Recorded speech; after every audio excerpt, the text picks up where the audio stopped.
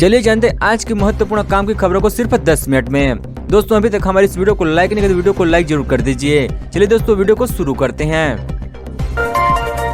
तीनों सेनाओं में होगी अग्निवीरों की भर्तियां। स्थायी सैनिक की तरह मिलेंगे अवार्ड मेडल, लेकिन पेंशन नहीं मिलेगी। 90 दिनों में पहली भर्ती रैली। भारतीय सेना की तीनों शाखाओं थल सेना, नौसेना, वायुसेना में युवाओं की बड़ी संख्या में भर्ती के लिए नई स्कीम लॉन्च की गई है। इस स्कीम के तहत नौजवानों को सिर्फ 4 साल के लिए फिडेस फोर्स में सेवा देनी होगी। सरकार ने यह कदम तनख्वाह और पेंशन का बजट कम करने के लिए उठाया गया है। रक्षा मंत्री राजनाथ सिंह के साथ तीनों सेनाध्यक्ष ने एक प्रेस कॉन्फ्रेंस करके इस योजना का ऐलान किया है। पहली भर्ती रैली 90 दिनों बाद होगी।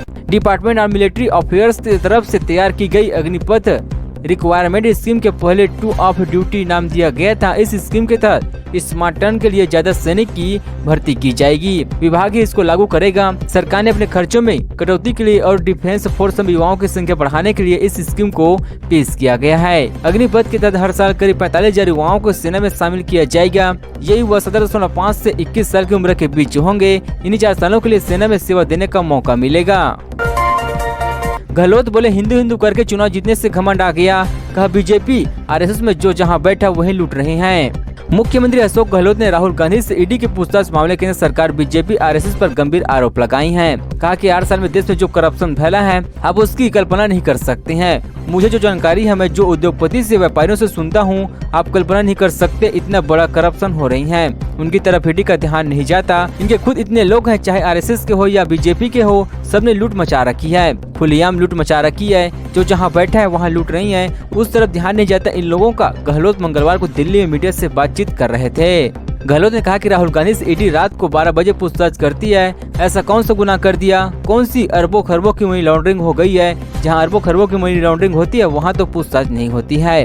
बोले मोदी को कहना चाहूंगा कि आपको भगवान ने मौका दिया है प्रधानमंत्री बनने का। आपकी ड्यूटी है, आप देश के पीएम हैं। देश की जनता के साथ सीबीआई, ईडी, इनकम टैक्स के इस तरह का व्यवहार मत कराओ।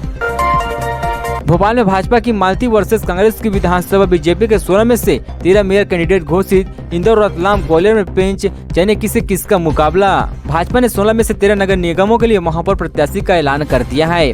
7 महिलाओं को टिकट दिया गया। रीवा के प्रमोद व्यवसाय, कटनी से ज्योति दीक्षित, बरहापुरा से माधुरी पटेल को उम्मीदवार बनाया गया है। भाजपा प्रदेश अध्यक्ष डीडी शर्मा ने बताया कि ग्वालियर, रतलाम, इंदौर में प्रत्याशियों की घोषणा नहीं की गई है। भाजपा में जो नया क्राइटेरिया आया उसमें कई बड़े दावेदार दौड़ से बाहर हो सकते हैं। ग्वालियर से माया सिंह का नाम लगभग तय माने जा रही है, लेकिन उसकी उम्र 71 साल होने से बाहर हो सकती है। इंदौर से नॉन पॉलिटिकल चेहरा होने की वजह से डॉक्टर निशांत खरे की दावेदारी कमजोर हो गई है। बता दें कि महापौर प्रत्याशी के चयन को लेकर भाजपा में 3 दिन से कोर ग्रुप का चुनाव समिति के बीच मैराथन बैठकें होती है। सीएम के साथ ही राष्ट्रीय संगठन महामंत्री शिव प्रकाश भी भोपाल आए हुए हैं। एमपी की दहलीज पर मानसून महाराष्ट्र बॉर्डर पहुंचा। बड़वानी के रास्ते आज निवाड़ में पहुंचने की संभावना। इंदौर, भोपाल में बारिश के आसार। दक्षिण पश्चिम मानसून मध्य प्रदेश की दहलीज पर पहुंचने को है। सोमवार को इंदौर संभाग के बड़वानी जिले से सटे महाराष्ट्र के परभक्षी और नंदबार के मानसून कवर कर चुका है।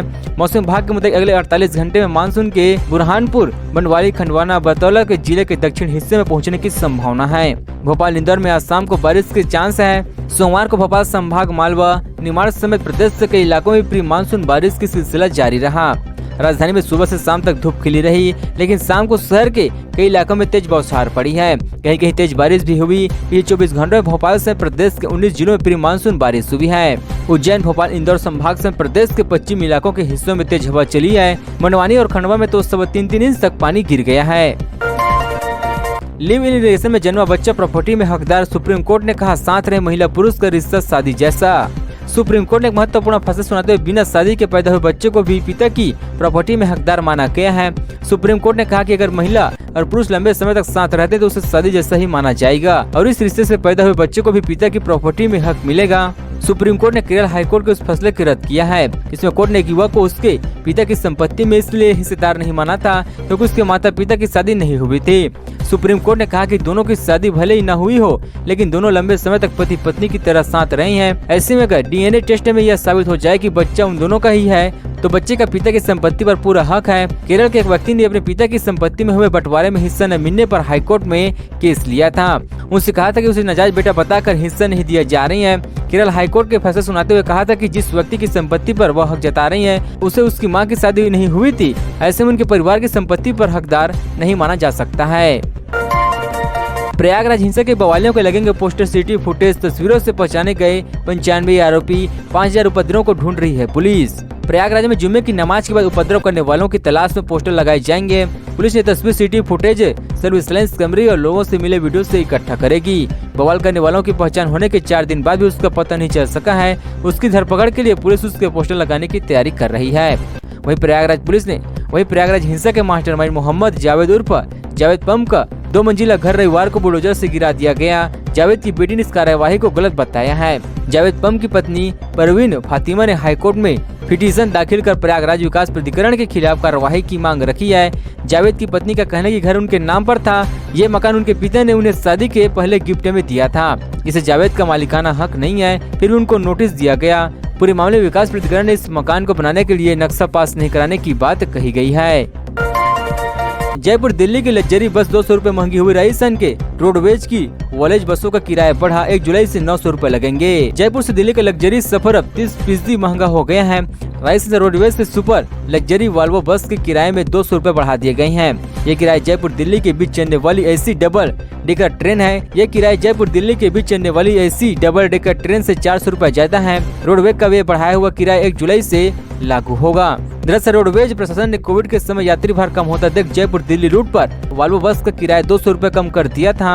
अब डीजल अन्य खर्चे बढ़ने का हवाला देते हुए रोडवेज के इस छूट को खत्म करते हुए वापस 900 रुपए लेने का निर्णय किया गया है। दरअसल जयपुर से दिल्ली के लिए हर रोज 13 से ज्यादा बसें का संचालन होते हैं। रोडवेज अधिकारी ने बताया कि पिछले 3 से 4 महीने से डीजल की कीमतों में इजाफा होने के बाद रोडवेज की संचालक कास्ट दिल्ली रूट पर ज्यादा आने लगी है। उन्होंने बताया कि पिछले 1 साल में डीजल करीब 18 रुपए महंगा हो गया, जिसके कारण इस रूट पर चलने वाली वॉल्वो बस पे प्रति किलोमीटर कास्ट 6 रुपए तक बढ़ा दी गई है। बस में यात्री फुल होने के बाद भी रोडवेज को बहुत ज्यादा घाटा हो रही है। इसे देखते हुए इस छूट को वापस लेने का फैसला किया गया है। मेरठ में फर्जी टेलीफोन एक्सचेंज पकड़ा गया। 12 रुपए के इंटरनेशनल कॉल 2 रुपए मिनट के हिसाब से करवाते थे। सभी सिम बिहार से खरीदे। मेरठ के गंगानगर में फर्जी टेलीफोन एक्सचेंज पकड़ा गया है।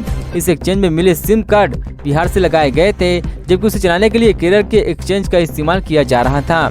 BSNL के अधिकारी जांच कर रहे हैं कि टेलीकॉम कंपनी को अब तक कितना नुकसान हो चुका है। ये एक्सचेंज इंटरनेशनल कॉल से मुनाफा कमाते हैं। अमूना में 10 से 12 रुपए के बीच होने वाली विदेशी कॉल से एक्सचेंज सिर्फ 1 से 2 रुपए में करवा देते थे। ये लोग ब्रॉडबैंड इंटरनेट से लोकल कॉल को इंटरनेशनल कॉल में बदल रहे थे। इसमें कॉल करने वाले को अंदाजा नहीं होता था कि वो फर्जी एक्सचेंज के जरिए कॉल कर रहे हैं। इस पूरे मामले से पर्दा BSNL के DMG राकेश चौधरी ने उठाया। उन्होंने SSP प्रभाकर चौधरी की मदद से मंगलवार को बक्सर के पास टिकलपुरा में छापेमारी कार्रवाई की। यहाँ की इमारत की 3री मंजिल पर फर्जी एक्सचेंज चलाई जा रहा था। यहाँ से SOG की टीम ने मोबाइल के महोदय समी को हिरासत में ले लिया है, जबकि एक साथी भाग निकला। पूछताछ में सामने आया कि फरवरी 2022 से ये एक्सचेंज चलने लगा था। 2000 करोड़ के केस में राहुल से पूछताछ। राहुल के पास 16 करोड़ की प्रॉपर्टी, लेकिन खुद की कार तक नहीं, 72 लाख का कर्जा। जिस नेशनल हेराल्ड अखबार से जुड़ी मनी लॉन्ड्रिंग के मामले प्रवर्तन निदेशालय यानी कि ED राहुल गांधी से पूछताछ कर रही है। यह 2000 करोड़ से अधिक का मामला सामने है। इसमें कांग्रेस ने अपनी प्रॉपर्टी फंड से इस अखबार को 90 करोड़ रुपए का इंटरनेशनल इंटरेस्ट फ्री लोन दिया था। ED राहुल गांधी से उसकी संपत्ति के बारे में पूछताछ कर रही है। 2019 के चुनाव से पहले राहुल ने जो एडिफेट जमा किया था उसमें बताया गया कि उनके पास 15 करोड़ 88 लाख रुपए की संपत्ति है और 72 लाख रुपए का अलाउन है। उसकी एडिफेट के मुताबिक आज हम राहुल की संपत्ति की जानकारी आपको दे रहे हैं। राहुल के पास 15 करोड़ से ज्यादा की संपत्ति है। 2019 के एडिफेट के मुताबिक राहुल के पास 15 करोड़ 88 लाख रुपए से अधिक की संपत्ति है। 2014 में उसकी संपत्ति 9.4 करोड़ रुपए थी। राहुल के ऊपर 72 लाख रुपए का लोन भी है। उनके पास खुद की कार तक नहीं है। राहुल की चल संपत्ति 5 करोड़ 80 लाख 58,799 रुपए और चल संपत्ति 10 करोड़ 8,18,284 रुपए है।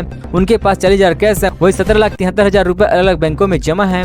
उन्हें 5 करोड़ 19 लाख रुपए ब्रॉड शेयर म्यूचुअल फंड में इन्वेस्ट किया है।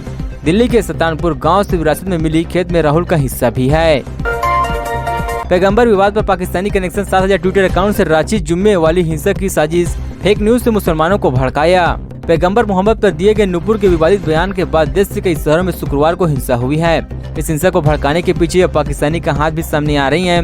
DFRC ने अपनी रिपोर्ट में बताया कि पाकिस्तान के करीब 7,000 से ज्यादा ट्विटर अकाउंट फेक न्यूज के सहारे भारत में मुसलमानों को भड़काकर दंगे की साजिश रच रहे थे। सोशल मीडिया पर इस विवाद और हिंसा से जुड़े जो भी हैशटैग चला रहे हैं उसमें कमेंट करने वाले ज्यादातर पाकिस्तान के यूजर हैं, यानी पाकिस्तान इस मामले में भारतीय मुसलमानों को भड़काने में लगा हुआ है। Digital forensic research and analytics centre यानी DFRC ने नई रिपोर्ट में इसका खुलासा किया है।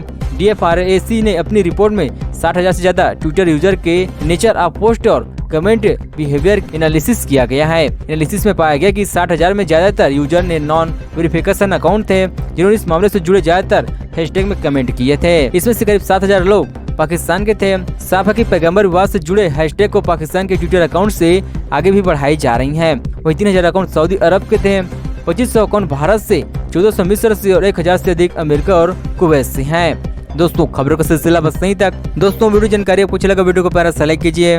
दोस्तों आप हमारे चैनल पहली बार चैनल को सब्सक्राइब ताकि इस तरह से वीडियो मिलते रहे। चलिए दोस्तों अगली वीडियो में मिलते हैं। जय हिंद जय भारत।